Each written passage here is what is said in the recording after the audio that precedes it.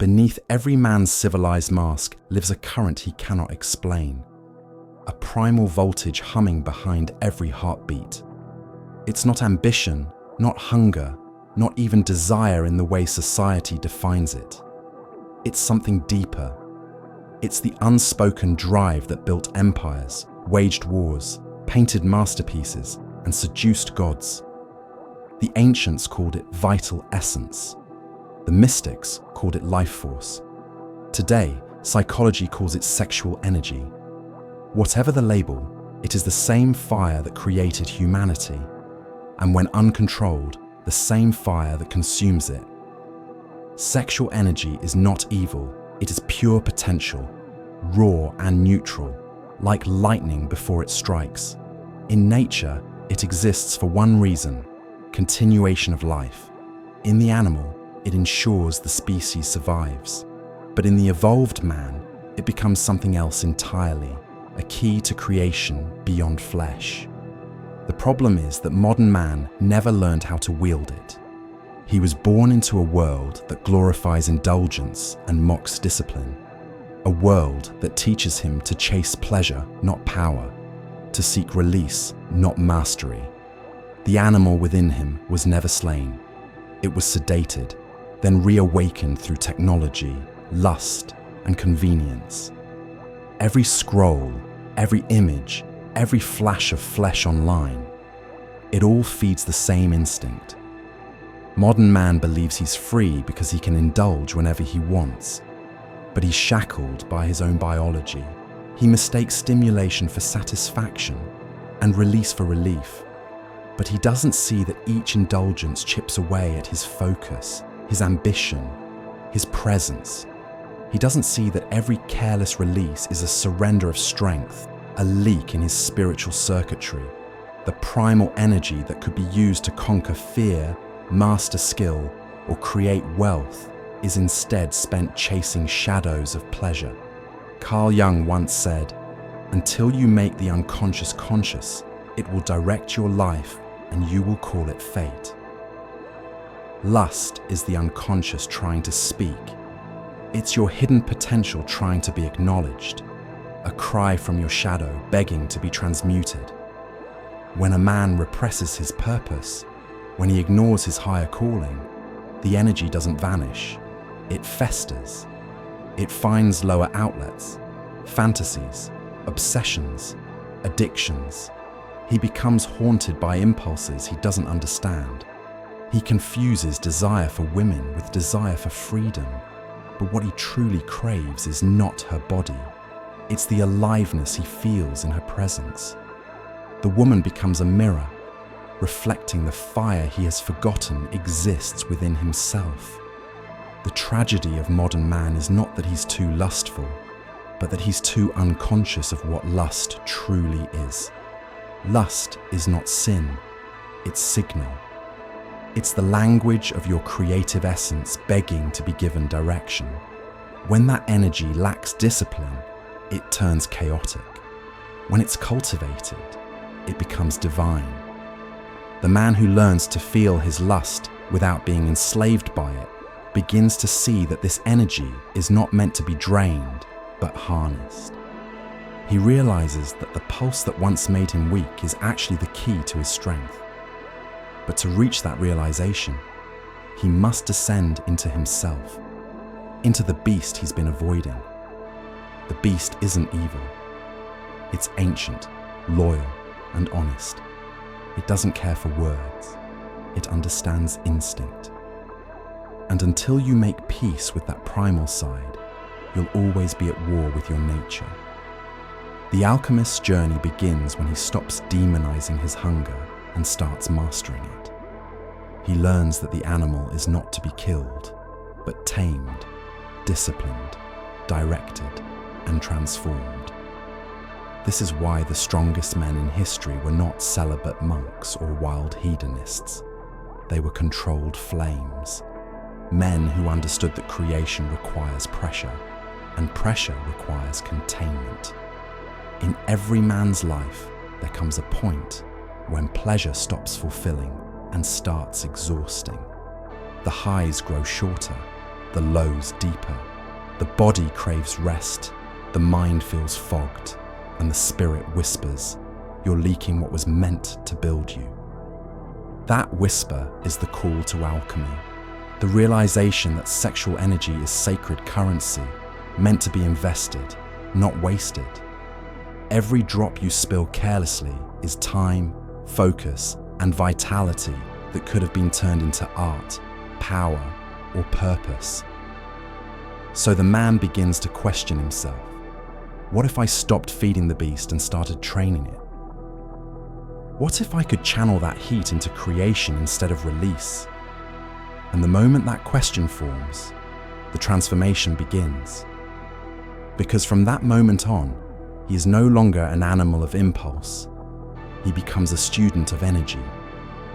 A man aware of his fire, guarding it, shaping it, redirecting it. He sees that every urge is a forge waiting to be lit. Every temptation, a test of mastery. Every restraint, a seed of strength. You're not lazy, you're hijacked. Every scroll, designed to keep you docile, addicted, and distracted. Dopamine warfare, reclaiming the mind.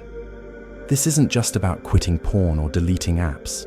This is about taking back command of your nervous system, your focus, your fire. This is the initiation of the Alchemist, the point where lust stops being a curse and becomes a compass, where instinct becomes intelligence. The same fire that once ruled him now waits for his command. This is not about celibacy, it's about sovereignty. It's about understanding that your body was never meant to drain your power, but to store it, refine it, and radiate it. Most men live as animals, hunting for stimulation, dying from exhaustion. But the few who learn to contain the flame rise above the herd. They move differently, speak differently, vibrate differently. Their presence alone commands attention, not because they chase energy, but because they own it. And so, the man stands between two worlds, the animal and the alchemist. One path leads to endless indulgence, where lust rules and power fades. The other leads to inner dominion, where desire is not denied, but transformed. Every man must choose which version of himself he will feed, because the animal within will always exist. But only the alchemist learns how to make it serve him instead of destroy him. Every transformation begins in silence, the quiet realization that your power is leaking through invisible cracks, that your hunger, your lust, your restlessness, all of it was never the enemy.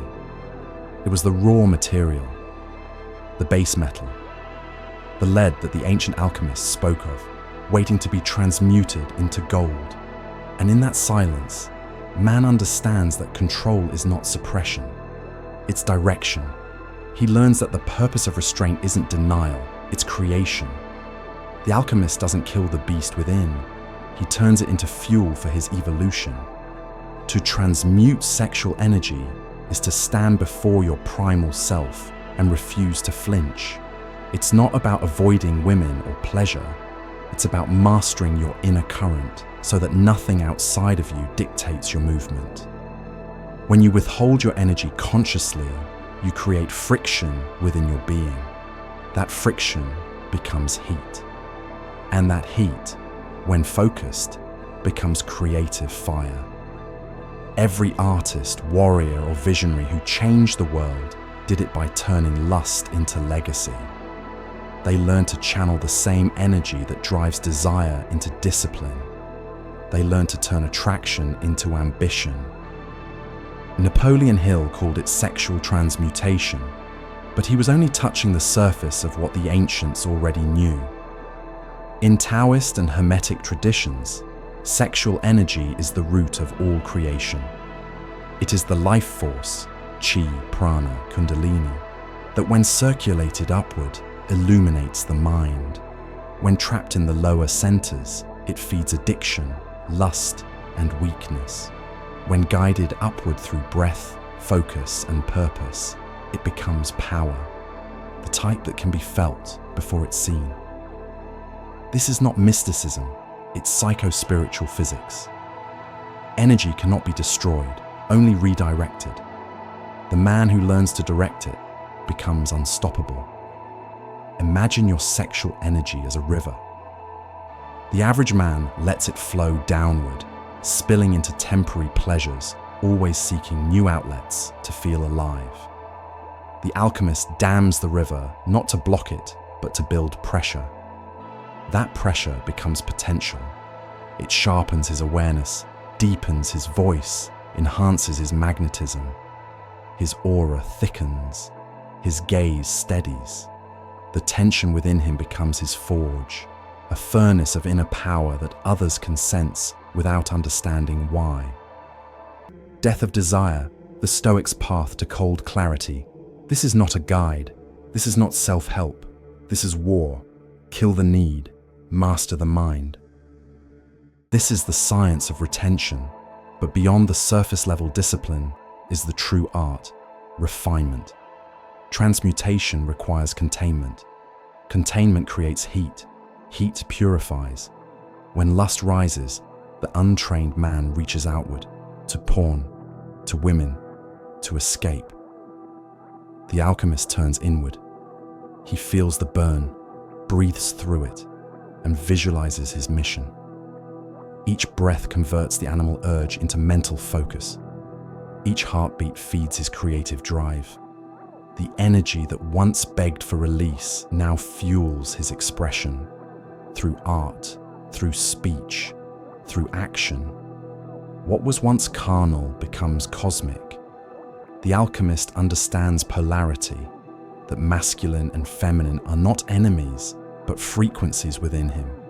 The masculine is discipline, direction, purpose. The feminine is intuition, creation, emotion. When he learns to balance both, he no longer chases women to feel whole. He becomes whole, and women are drawn to him instinctively. His energy radiates completeness. He no longer needs validation. His presence is validation. This is the deeper mystery of attraction, the magnetic law of polarity. When you master your internal feminine through control, you attract the external feminine without effort. This transformation isn't about abstinence. It's about awareness. A man who suppresses his desires becomes rigid and bitter. A man who indulges them blindly becomes weak and lost. But a man who channels them becomes divine. He experiences pleasure consciously, not compulsively. He chooses when to release, not because he's tempted, but because he's in command. His sexuality becomes sacred, not religious, but reverent. Every act of intimacy becomes an exchange of energy, not a drain of it. He knows how to merge without losing himself, to connect without being consumed. Sexual mastery is not about avoiding desire, it's about transcending the need to obey it. The modern man equates power with dominance over others. The alchemist knows true power is dominion over self. When he walks into a room, people feel him before he speaks. That quiet, calm presence, that's contained fire. His energy doesn't leak, it emanates. His silence feels like gravity. His words carry weight because they're backed by energy that has been distilled, not wasted. This is why kings spoke less and conquered more. Their words were sharpened through the furnace of restraint. And so, the man who was once driven by lust now channels it into creation. The hunger that once ruled him now fuels him.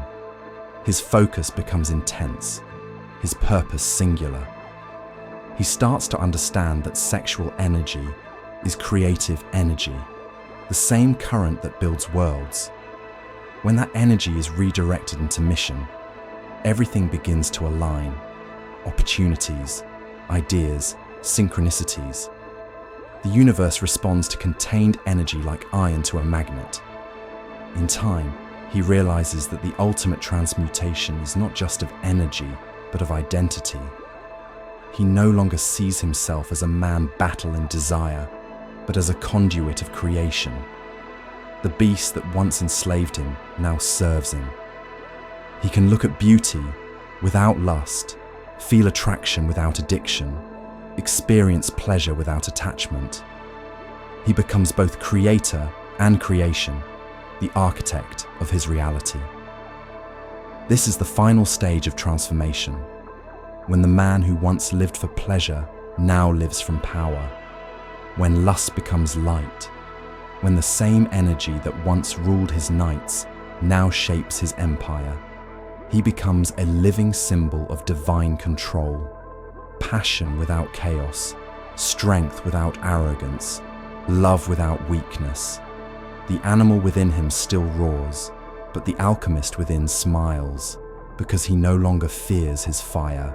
He became it. Thus remember, we are Indecepta. Becoming Indeceptor is the code they never wanted you to learn. A psychological war map for men, forbidden teachings fused with modern strategy for influence, dominance, and self-mastery. If you want peace, prepare for war. Welcome to the Indecepta archive, where the undeceived rise. No ads, no distractions, just pure, uninterrupted power. As a crusader of the archive, you gain infinite access to every video, every truth, every strategy, without censorship, delay, or interruption. New drops daily, delivered to you before the world sees them. Raw, unfiltered, elite. Indeceptions.com